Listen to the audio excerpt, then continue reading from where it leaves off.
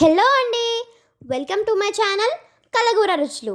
ఈరోజు మనం toothpick chicken tikka పర్ఫెక్ట్గా ఎలా చేసుకోవాలో చూద్దాం. ఈ రెసిపీ కోసం నేను బోన్లెస్ చికెన్ను ఇలా కట్ చేసుకొని తీసుకుంటున్నాను. ఈ చికెన్కు రుచికి సరిపడా ఉప్పు, కారం, ధనియాల పొడి, పసుపు, మిరియాల పొడి వేసి బాగా కలుపుకోవాలి. కలుపుకున్న తరువాత పెరుగు యాడ్ చేసి ముక్కలకు బాగా పట్టేలా మిక్స్ చేసుకోవాలి.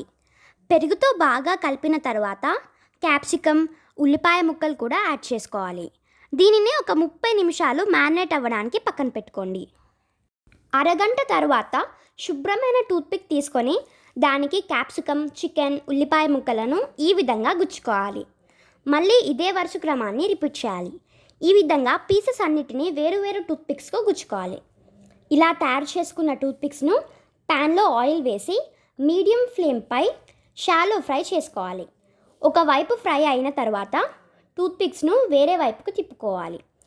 అన్ని వైపులా సమానంగా ఫ్రై అయ్యేటట్టు చూసుకోవాలి.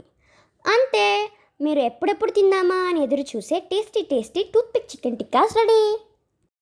ఈ టిక్కాలకు గ్రీన్ చట్నీ తోడైతే అబ్బో ఆ రుచే వేరు.